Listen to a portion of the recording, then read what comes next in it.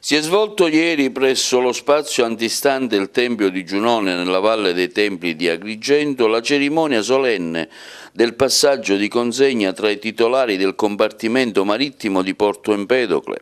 Dopo oltre 2 anni di permanenza, il capitano di fregata Filippo Maria Parisi lascia il comando della Guardia Costiera Empedoclina per svolgere un altro incarico presso la Capitaneria di Porto di Crotone. Gli subentra il capitano di fregata Gennaro Fusco, proveniente dal compartimento marittimo di Napoli. Ha presenziato alla cerimonia il direttore marittimo della Sicilia occidentale, il controammiraglio Salvatore Gravante.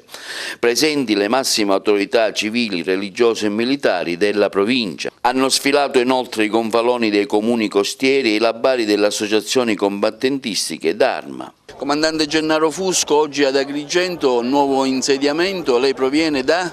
Da Napoli, io sono da diversi anni responsabile ufficio sicurezza e navigazione della Capitale di Porto di Napoli e coordinatore regionale per la sicurezza sia per le navi mercantili straniere che per il naviglio mercantile italiano. Gli intendimenti che intenderà portare avanti nel suo comando qui a Porto Empedocle, considerando che siamo una zona abbastanza importante anche da un punto di vista marittimo, c'è anche Lampedusa, insomma un bacino caldo oserei dire. Assolutamente sì, io innanzitutto ringrazio il Comando Generale che mi ha dato questo incarico prestigioso. Forse pochi sanno che la Capitaneria di Porto Empedocle è una delle più antiche d'Italia, una delle prime istituite e non peraltro il territorio è molto vasto, territorio che ha delle problematiche differenti che vanno ovviamente dal controllo dell'area dal punto di vista ambientale, per quanto riguarda soprattutto il soccorso ai migranti nelle zone calde, come diceva lei, di Lampedusa.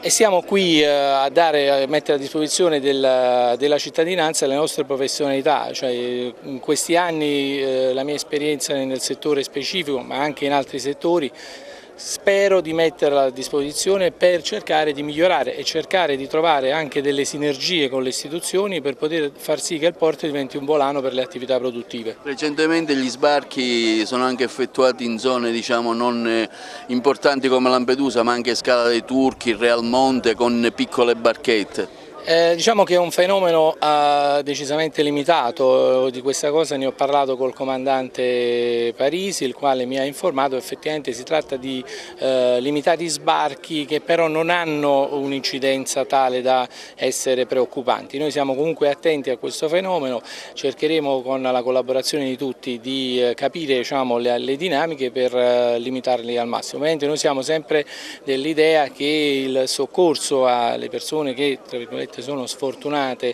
deve essere sempre dato, quindi siamo in linea col Comando Generale con quelle che sono le direttive. Un consuntivo della sua attività lei oggi lascia dopo 2 anni di intensa attività.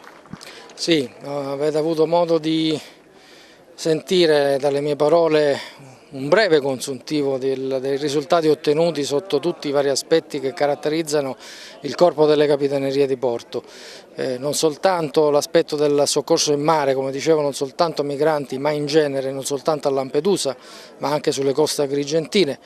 I controlli sulla filiera della pesca, questa tutela del consumatore, appunto con oltre 125.000 kg di prodotti sequestrati, i controlli sul demanio per il rispetto della legalità e soprattutto i controlli ai depuratori con i sequestri degli stessi e di alcune attività produttive che scaricando nei fiumi e poi in mare inquinano la bellezza di questi luoghi straordinari. Contrammiraglio, lei qui oggi a presenziare a questo cambio di guardia fra l'uscente Parisi e il neo comandante della Capitaneria Fusco. Lei ha anche legato un po' la sua infanzia ad Agrigento, diceva nella sua relazione? Assolutamente sì, io ho abitato i primi anni della mia vita ad Agrigento e sono stato il comandante dell'Licata e quindi questa zona la conosco, la amo, ci torno sempre con grande piacere, con grande affetto verso le persone, sentimenti di stima e di fascino per i luoghi e quindi anche questa occasione, poi questa è un'occasione particolare, fare da padrino ad una cerimonia significa esserne un po' coinvolto anche emotivamente e quindi capisco assolutamente l'emotività dei comandanti, la provo anch'io ogni volta che lascio, l'ho provata anch'io tutte le volte che ho assunto o lasciato un comando.